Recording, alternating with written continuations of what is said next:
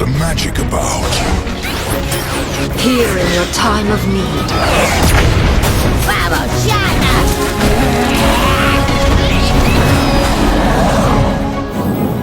Hi, I'm Andrew Yip, Design Director for Legends of Runeterra. I want to introduce you all to Brett Freeman, Director of Strategy, and Dave Guskin, Game Director. Today, we're going to chat about our approach to PvE moving into 2022. We'll also share some details about competitive and updates to our release and balance cadence throughout the new year. 2022 will be a transformative year for lore. We spent 2020 focused on launch, and 2021 was all about exploration, discovering what was possible with new game modes like the Path of Champions. But now that we've laid the groundwork, we want to build on everything we've learned. And from what we've seen, you're ready for that too. In fact, more of you are playing the Path of Champions than all other game modes combined. And we've also seen nearly double the amount of players since the mode launched. We hear you loud and clear, and we're already exploring ways to improve the features you're enjoying most. Before Dave walks you through how we'll do that, let's take a look at some highlights since launch.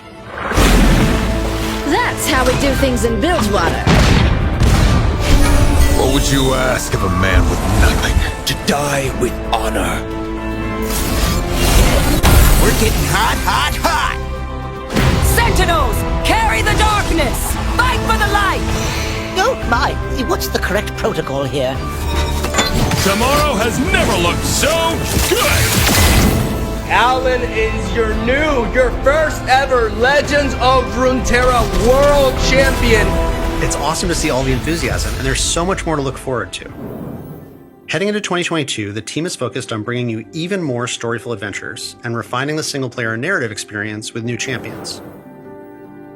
Then, later this year, we're going to shift our attention to new PvE features, so there are always exciting challenges waiting for you.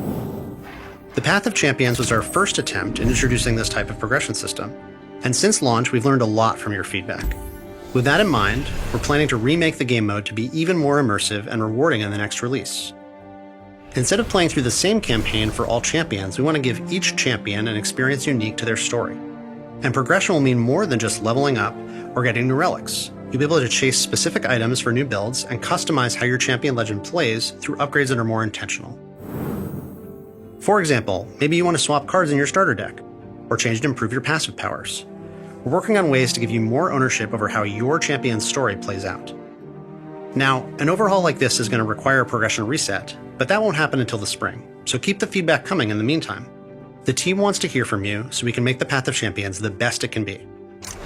As our priorities shift for all this new content, some features like expeditions will churn out until we have a chance to reimagine a draft-like PvP experience. But as of February 15th, we've uncapped the number of times we can get weekly rewards, so if you've got tokens left, make sure you get your last runs in before the spring update. Thanks again, and stay tuned for more PvE news in the coming months. Now Andrew will take you through the rest of the roadmap for 2022. Thanks, Dave. First, let's talk content cadence. Bandle City marked our final region, so we won't have the same update schedule as we've had in the past. After A Curious Journey, we want to focus on standalone expansions that each explore something new. These won't always be the same size or even shape, and they'll add champions to both PvP and PvE. It's important to highlight that Runeterra is so much more than just a collection of regions. There are many champions who wander from place to place or have conflicting loyalties, champions that could also bring unique mechanics and depth to gameplay. We're calling these Runeterra Champions, and they'll break out of traditional region rules. So how do these Runeterra Champions work? Well, luckily, one of them has kindly offered to give you a peek behind the curtain. You've probably heard of him. Jin the Virtuoso. Art requires a certain cruelty. Each Runeterra champion has specific deck building rules that are unique to them. As an example, putting Jin in a deck allows you to include cards with skills from all other regions. This opens up a ton of new ways to strategize, and we can't wait for you to see how other Runeterra champs will shake up deck building in expansions to come. Next, a quick update on competitive in 2022. Seasonal tournaments are here to stay, and the best players on each shard will be able to compete for prizes, glory, and a chance to enter into our 2022 World Championship. However, this year, we're no longer holding official broadcasts for each seasonal tournament. Instead, we're going to double down and devote all of our efforts to Worlds this year to make sure it's the best experience possible. Lastly, I want to talk about our balance cadence. We just saw a massive balance patch drop with over 30 new changes, and you can expect more patches like this every other month.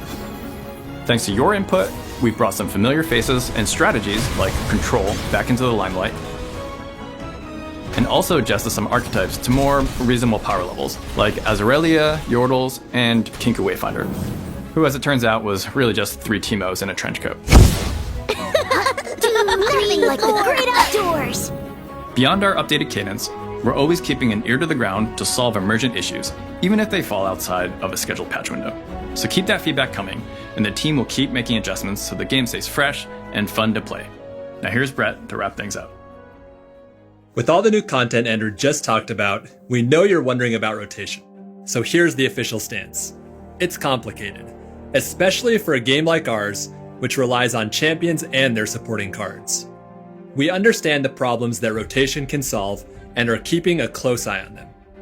By the way, you might have noticed a different loading screen last time you logged in. Or maybe you used the colorblind mode released last year. Or seen how Click UI has expanded beyond labs for better accessibility. We definitely want to keep releasing these kinds of quality of life updates where we can in 2022. Finally, let's take a look at where personalization is headed this year. We want to continue making richer, more dynamic skins that have custom animations. Onward, everybody! The horizon calls! Is it the mustache? Who knows? Better! Brighter than before! We're also planning to add themed champion spells to all of the existing epic skins in April. Additionally, we'll release free Arcane Jinx and Vi skins to celebrate Lore's 2nd anniversary in that same patch. Lastly, if you're enjoying the Arcade Battle event, keep an eye out for more events later this year, including Pulsefire in the spring. That's all we can tell you for now. There's so much to be excited about this year, and the team can't wait to share more with you in the coming weeks and months. With your feedback and support, Legends of Runeterra has grown into something that we never could have imagined 2 short years ago. It's been a journey, but the real adventure was the Lux emotes that we endured along the way. Thanks for watching, and we'll see you next time.